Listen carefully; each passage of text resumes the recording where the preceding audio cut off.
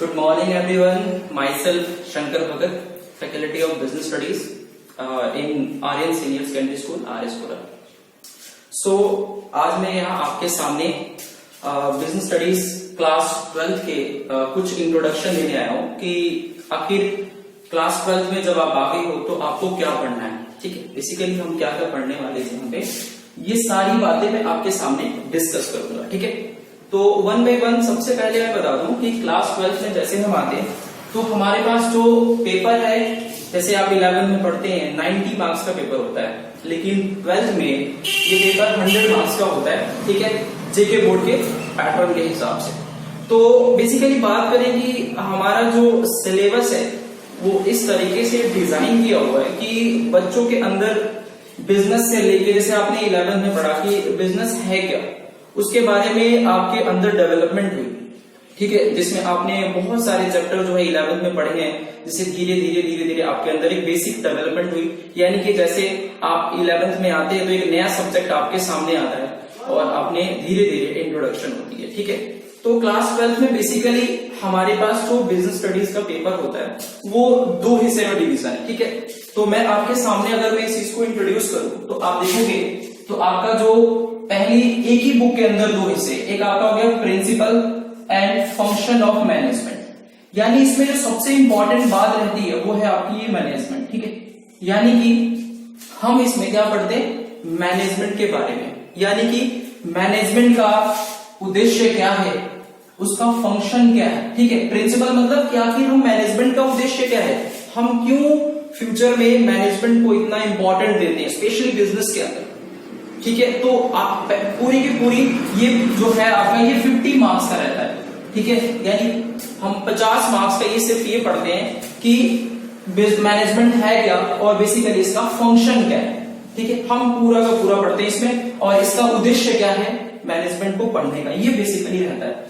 अब इसमें देखो हमारा सिलेबस का डिजाइन इस तरीके से है कि इसमें धीरे धीरे चीजों को इंट्रोड्यूस किया हुआ है। इसमें से अगर मैं बात करूं, जैसे आप एग्जांपल ले लें तो देखिए पहला चैप्टर है आपका nature and significance of management. ठीक है, अब क्या मतलब है, तो आप देख सकते हैं कि इस चैप्टर में हम पढ़ेंगे कि मैनेजमेंट क्या है, उसके कॉन्सेप्ट को पढ़ेंगे। ठीक है, बेसिकली ये सबसे इंपॉर्टेंट चीज है क्योंकि मैनेजमेंट ही हमारे पूरे बिजनेस को आगे लेके जाता है। अगर कोई बिजनेस सही तरीके से मैनेज नहीं हो रहा है तो वो कभी भी अपने गोल को अचीव नहीं कर सकता है। तो इसलिए हमारे पहले चैप्टर में ये इंट्रोडक्शन क्लास में ये सारी बातें मैं आपको बताऊंगा कि हम क्या क्या पढ़ेंगे पूरे साल तक। ठीक है, पूरे इस थ्रू आउट द ईयर क्या पढ़ने वाले और हमारे अंदर क्या क्या डेवलपमेंट होने वाली है। ठीक है, सो हम पहले चैप्टर में ये पढ़ते हैं नेचर, ठीक है, एंड सिग्निफिकेंस, यानी कि बिजनेस यानी मैनेजमेंट का नेचर यानी स्वभाव, सिग्निफिकेंस यानी इंपॉर्टेंस क्या है। ठीक है, इस पूरी बुक में ये हम पढ़ने वाले। सेकेंड चैप्टर में पढ़ते हैं प्रिंसिपल ऑफ मैनेजमेंट। ठीक है, जैसे मैंने अभी आपको कहा कि इस पूरी बुक को जो हमने डिवीजन किया 50 और 50 पार्ट में, तो इसमें हमारी बुक का ही मतलब क्या देख सकते हो आप, principle and function of management, और दूसरा पार्ट जो है इसका यानी कि वो है आपका बिजनेस फाइनेंस। ये मैं आपको लेटर ऑन डिस्कस करता हूं कि ये क्या है। तो हम सेकेंड चैप्टर में पढ़ते क्या है, प्रिंसिपल ऑफ मैनेजमेंट, यानी मैनेजमेंट का उद्देश्य क्या है, ऑब्जेक्टिव क्या है, आखिर हम क्यों पढ़ते हैं मैनेजमेंट, ये सेकेंड चैप्टर में हम क्या करते हैं, डिस्कस करते हैं।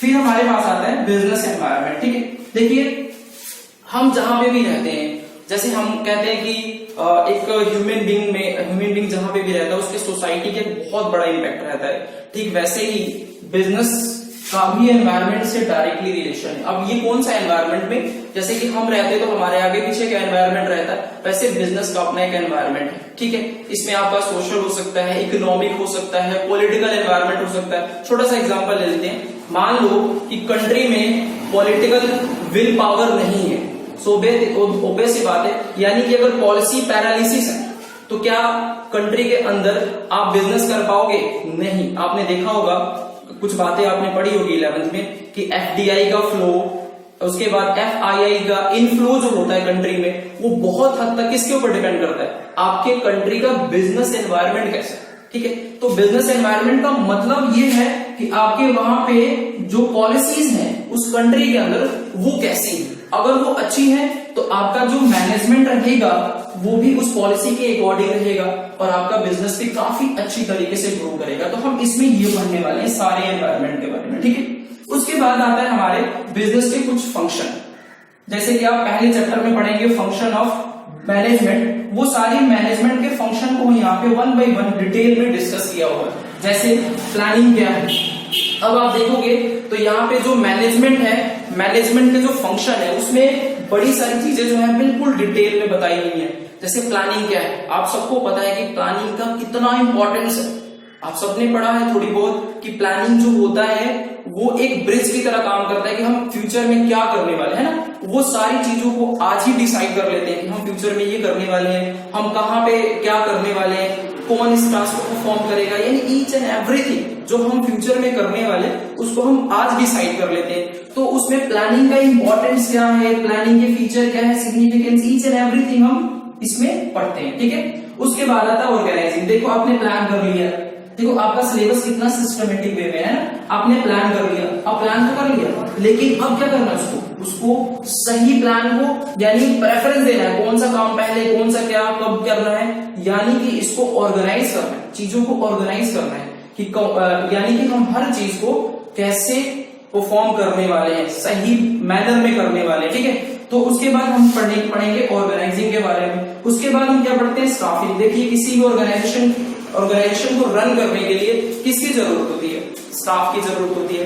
तो हम कंप्लीटली पढ़ेंगे कि स्टाफ क्या होता है, ठीक है, यानी स्टाफिंग का प्रोसेस कैसे चलता है, जिसमें आपका रिक्रूटमेंट हो गया, यानी उससे पहले एडवर्टीजमेंट, रिक्रूटमेंट, सिलेक्शन, वो ईच एंड एवरी प्रोसेस को हम बिल्कुल डिटेल में पढ़ेंगे। उसके बाद हो गया डायरेक्टिंग, ठीक है। हर एक बिजनेस के अंदर डायरेक्टिंग का भी एक फंक्शन होता है जो कि हम ये कंप्लीटली पढ़ेंगे कि मैनेजमेंट के अंदर डायरेक्टिंग का क्या फंक्शन है, वो कंप्लीट ईच एंड एवरीथिंग हम पढ़ेंगे, ठीक है। उसके बाद हमारे पास नेक्स्ट चैप्टर जो आता है 8th वाला, वो है आपका कंट्रोलिंग। देख सकते हो कंट्रोलिंग का क्या मतलब होता है, कंट्रोलिंग का मतलब होता है कि लुक इनटू योर प्लानिंग, यानी कि अगर आपका प्लान सही तरीके से काम कर रहा है कि नहीं कर रहा है। अगर आपका प्लान सही तरीके से काम नहीं कर रहा है तो उसको वापस रिव्यू करना ही कंट्रोलिंग होता है। तो आप देख सकते हैं ओवरऑल अगर मैं बात करूं 50 मार्क्स जो कि आपके बिजनेस स्टडीज के 12th क्लास की बुक है उसमें 50 मार्क्स का जो पेपर है वो 8 चैप्टर में कंप्लीटली वो डिवीजन है ना, यानी इस 8 चैप्टर में हम कंप्लीटली किसके बारे में पढ़ेंगे, तो सिर्फ और सिर्फ मैनेजमेंट के बारे में। मैनेजमेंट, उसका प्रिंसिपल और उसका क्या पढ़ने वाले हैं, फंक्शन, यानी मैनेजमेंट का हम प्रिंसिपल यानी उद्देश्य क्या है और उसका फंक्शन क्या है वो कंप्लीटली आप देख सकते हो। ये सब के सब जो है ये यहाँ से आप देख सकते हो, planning, organising, staffing, directing, controlling, ये सब क्या है, ये फंक्शन है इसके मैनेजमेंट का। तो यानी इन शॉर्ट में बोलूं तो हम पार्ट ए जो है इसमें सिर्फ और सिर्फ ये पढ़ते हैं कि बिजनेस का फंक्शन क्या है और उसका प्रिंसिपल क्या है, ये इसको डिस्कस करते हैं पार्ट 1 में, ठीक है। अब पार्ट 2 जिसके बारे में हमारे पार्ट 2 का हेडिंग जो रहता है वो है बिजनेस फाइनेंस, ठीक है। फाइनेंस क्या होता है, फाइनेंस होता है बेसिकली कि हमारे बिजनेस को पैसा जो चाहिए होता है वो कहां से आएगा, ठीक है। यानी एक तरीके से हम कह सकते हैं प्रबंधन, यानी कि हम कैसे चीजों को मैनेजमेंट करके अपने यहाँ पे लाते हैं। छोटा सा एग्जांपल आप लोगों ने 11th में पढ़ा होगा जिसमें हम बताते हैं कि जब भी हम पैसे फाइनेंस करते हैं तो उसमें किन किन बातों का ध्यान रखना चाहिए, यानी हमें बोरो फंड लेना चाहिए या हमें दूसरे टाइप के फंड लेने चाहिए, वो सारी चीजें यहाँ पे डिस्कस की जाती है। तो ठीक वैसे ही यहाँ पे आप पढ़ेंगे क्या, इसमें जो पहला चैप्टर रहेगा वो रहेगा आपका, आप देख सकते हो क्या क्या पढ़ने, बुक का नाम है, इसकी हेडिंग है बिजनेस फाइनेंस एंड मार्केटिंग, यानी बिजनेस के अंदर एक तो फाइनेंस का सबसे बड़ा इंपॉर्टेंट है और दूसरा जो है आपका मार्केटिंग का इंपॉर्टेंट है। कोई भी प्रोडक्ट बनाने का मेनली मकसद क्या होता है कि वो कंज्यूमर तक पहुंचे, और कंज्यूमर तक तभी पहुंचेगा जब आपकी कंज्यूमर पॉलिसीज अच्छी होंगी, यानी कि आपकी मार्केटिंग क्वालिटीज बड़ी अच्छी होंगी। तो हम इसमें क्या पढ़ेंगे, फाइनेंस के बारे में पढ़ेंगे और दूसरा हम क्या पढ़ने वाले, मार्केटिंग के बारे में पढ़ने वाले। और इसमें हमारे पास टोटल कितने चैप्टर है, टोटल 4 चैप्टर है और वो 4 चैप्टर किसके बारे में डिस्कस करते हैं देख लेते हैं। पहला है फाइनेंशियल मैनेजमेंट, ठीक है। फाइनेंशियल मैनेजमेंट में हम कंप्लीटली ये मैनेज करते हैं कि हमारे बिजनेस के अंदर जो पैसा आएगा वो कैसे आएगा, ठीक है, यानी कि हम कैसे उस पैसे को लेंगे ताकि हमारा जो मैनेजमेंट है वो मैक्सिमम यानी आउटपुट जो है वो मैक्सिमम ले सके, ठीक है, और बर्डन हम कम ले सके, ठीक है।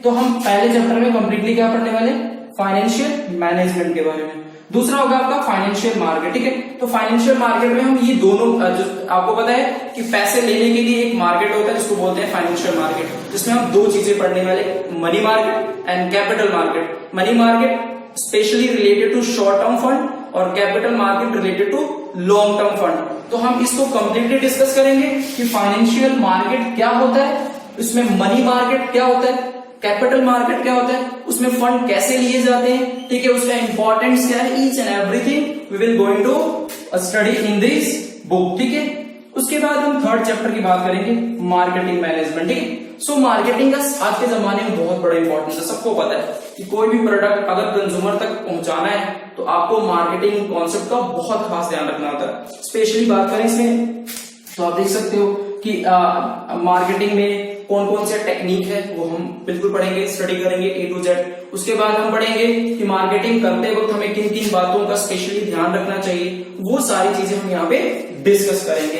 And the last one chapter जो रहेगा आपके इस 12th की सिलेबस में जेके बोर्ड के हिसाब से, वो ये रहेगा कंज्यूमर प्रोटेक्शन। ठीक है, देखिए जैसे इसमें हम क्या क्या पढ़ने वाले, आपको इसमें हमें पढ़ने को मिलेगा कंज्यूमर प्रोटेक्शन एक्ट 1986। ठीक है, और इसके अलावा जो फर्दर कंज्यूमर पॉलिसी चेंज होती है तो उसको भी हम क्या करेंगे, डिस्कस करेंगे। यानी इन शॉर्ट में बोलूं तो ये पूरा सिलेबस इस तरीके से डिजाइन किया हुआ है कि एक पर्सन जो है, ठीक है, जो फ्यूचर में मैनेजमेंट क्वालिटीज होनी चाहिए। देखो आपने 11th में पढ़ लिया कि बिजनेस क्या है, इस कंप्लीटली क्या पढ़ने वाले कि आपका मैनेजमेंट क्या है, ठीक है, कैसे किया जाता है मैनेजमेंट, और मैनेजमेंट में कौन कौन से फंक्शन है, यानी कौन कौन से प्रोसेस से होके गुजरता है, उन सारी चीजों को हम यहाँ पे डिस्कस करेंगे। और सेकंड पार्ट में हम करेंगे कि मैनेजमेंट सही तरीके से हो, उसके लिए हमें फाइनेंस की और मार्केटिंग की जो जरूरत है वो कैसे फुलफिल होगी। तो इन सारी चीजों को हम यहाँ पे कंप्लीटली पढ़ेंगे वन बाय वन। ठीक है, तो आज मेरी जो क्लास थी वो इस बार की थी कि इंट्रोडक्शन देना था मैंने ये पूरे चैप्टर का।